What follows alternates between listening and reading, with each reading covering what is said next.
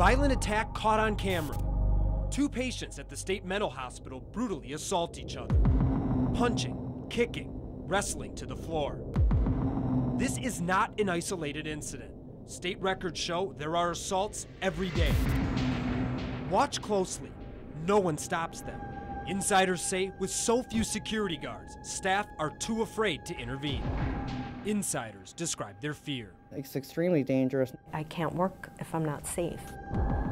230 patients are treated here at the Arizona State Hospital, known as ASH. And in the past year, we found there have been 855 assaults, both patients attacking patients and patients attacking staff.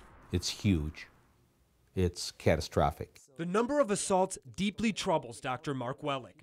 He's run a psychiatric hospital and is the former president of the American Society for Adolescent Psychiatry. Where there is security, it is possible to provide help. Where there is not security, all you can do is cover your ass. That's not treatment. That is simply every man for himself. We've spoken to dozens of insiders, and they've told us stories that go far beyond what statistics show about the level of violence here. In the past 6 months alone, hospital employees have suffered a broken jaw, a broken arm, a broken ankle. One man nearly lost his eye. Several employees have suffered concussions, and last December, one woman was beaten so badly she may never work again due to permanent brain injury. He punched me. And then there's this woman. She says she quit a job she loved after being assaulted. A patient beat her, leaving her with a concussion and cuts and bruises across her face. We're protecting her identity and the identity of other staff for fear of retaliation. How long were you there? Only 4 months. That quick?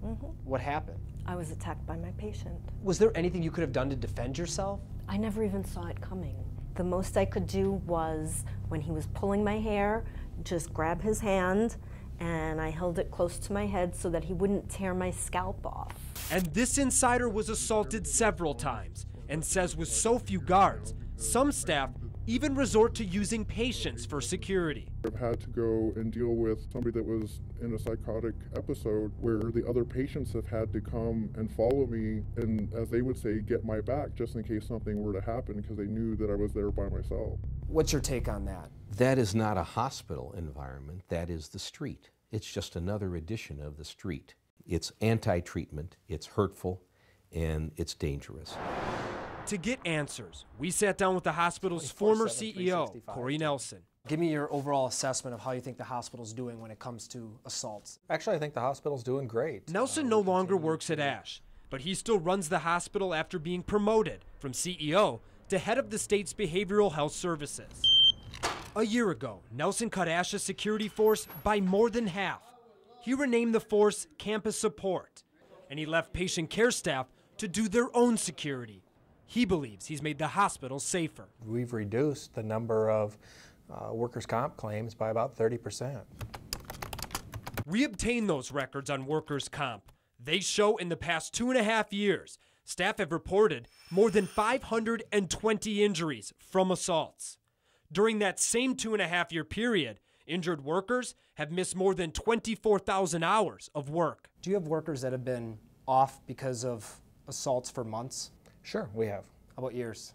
You know, I can't answer that one. Everyone we've spoken to, and it's a lot of people, do not feel safe. Yeah, some staff, I'm sure, probably do not feel safe. When you look at the Bureau of Labor Statistics, 2012, they rated these types of facilities some of the most challenging to work with in the United States. The fact is, records show there are now more administrators at ASH than security guards. And our insiders say the staff feels pressured by the administration not to report assaults. Just last July, Corey Nelson sent this memo to hospital employees. The subject, filing charges on patients. The message, evaluate other options before calling police. It's disrespectful and manipulative. How do you respond to that? One of the last sentences I said in the email is that it remains their choice, but that I would like to make sure that they consider all factors in that when they make that choice. It's very influential. It sends the message that this is okay behavior. And it's only when staff do call police that the public gets a chance to find out what's going on. We got this tape from the police. The hospital refuses to turn over any of its surveillance video, footage that would give us an inside look at how dangerous it is. I wanted to stay there, but I was concerned for my safety. And Dr. Wellick says high turnover keeps patients from getting the care they need. A problem since there are no life sentences at this hospital. Almost every patient will someday be released. The situation is a disaster. That's all I can think of, is a terrifying, frightening, humiliating, embarrassing, uncomfortable, dangerous disaster.